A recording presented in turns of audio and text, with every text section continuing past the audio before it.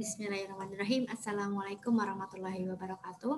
Sebelumnya perkenalkan, nama saya Aulina Zahra Putri, NIM tahun 2018-036.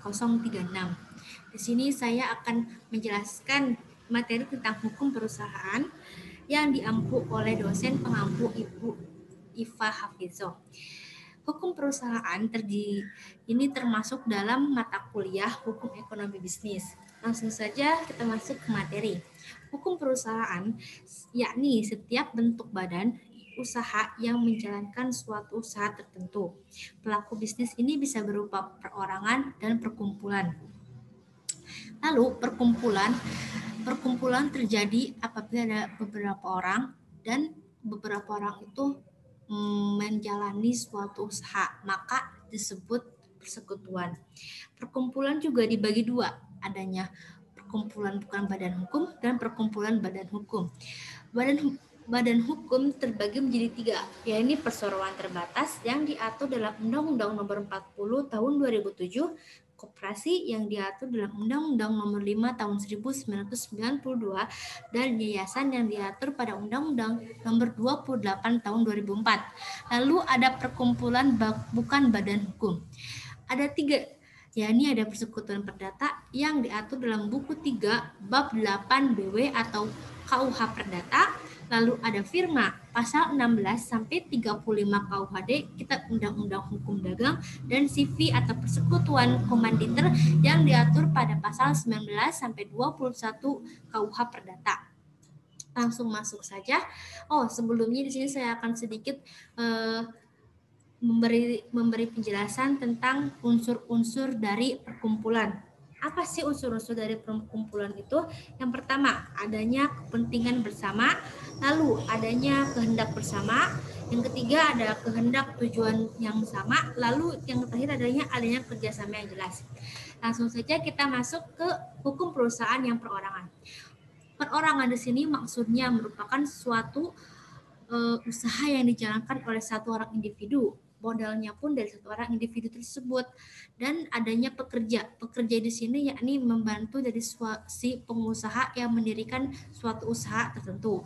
Contohnya seperti usaha dagang, dia mempunyai warung ataupun usaha lainnya. Lalu yang kedua ada usaha bengkel. Itu contoh dari hukum perusahaan perorangan. Lalu yang kedua ada perkumpulan.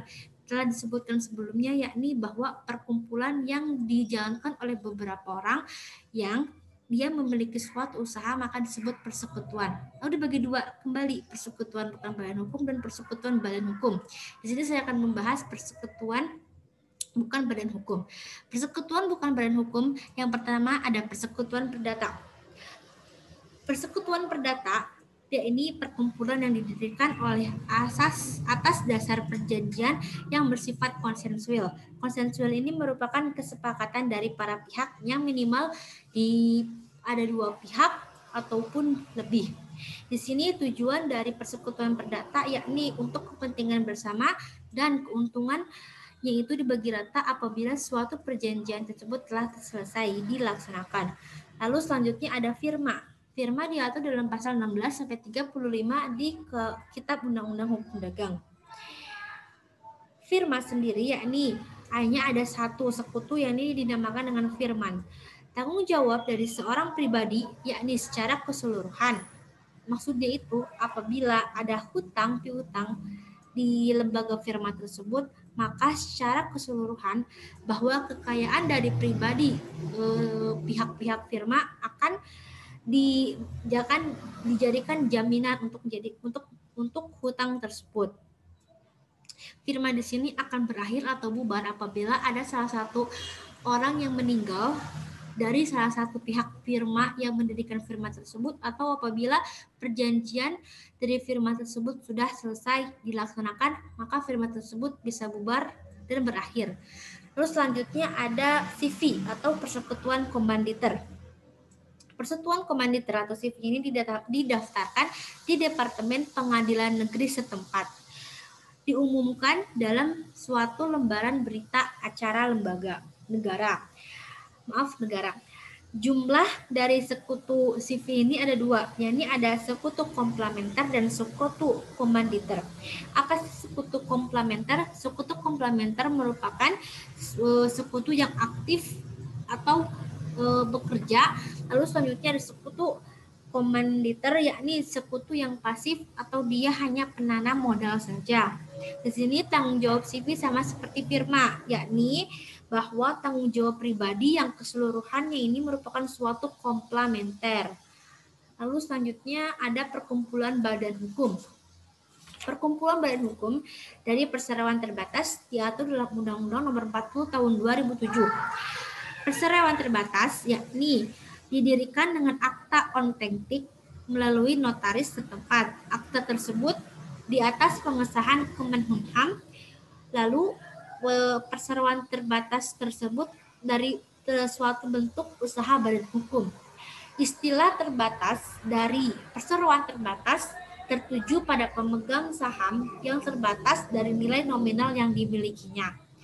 Di sini keunggulan dari perseroan terbatas diantaranya merupakan salah satu badan hukum dan subjek hukum yang mempunyai nilai lebih dibanding dari lembaga-lembaga badan hukum lainnya dari aspek ekonomi, hukum, dan yang lain-lainnya. Lalu selanjutnya ada badan hukum koperasi. Badan hukum koperasi diatur dalam Undang-Undang Nomor 25 Tahun 1992. Koperasi ini tidak awalnya tidak bermodal seperti badan hukum yang lainnya. Tujuan didirikannya koperasi yakni demi kemakmuran bersama masyarakat sekitarnya.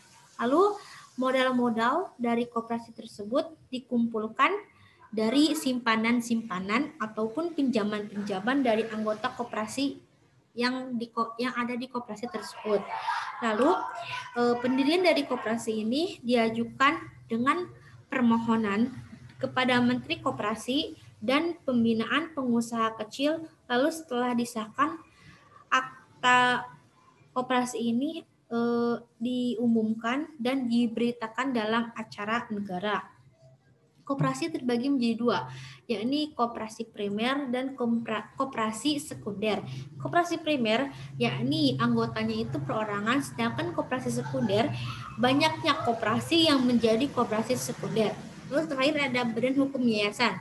Badan hukum yayasan diatur dalam Undang-Undang Nomor 28 Tahun 2004. Yayasan Undang-Undang Nomor 2008 Tahun 2004 ini tentang perubahan atas Undang-Undang Nomor 16 Tahun 2001 tentang yayasan.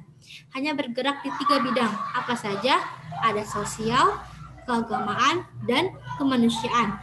Di sini yayasan tidak mempunyai anggota tetap, tetapi mereka ini berstruktur jelas, yang diantaranya adanya bendahara, lalu adanya badan-badan pengawasan, adanya sekretaris, lalu adanya pengurus-pengurus dari yayasan tersebut. Lalu untuk pendirian yayasan ini dengan akta notaris oleh Menteri Kehakiman dan HAM, lalu diumumkan pada dalam Lembaga Negara Acara Rakyat Indonesia, Republik Indonesia. Yayasan ini memiliki tujuan khusus yang lurus dan prinsipnya tentunya harus dijalankan. Sekian penjelasan hukum perusahaan dari saya.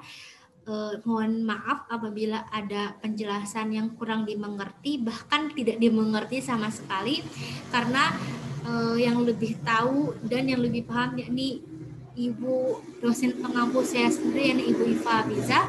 Terima kasih. Wassalamualaikum warahmatullahi wabarakatuh.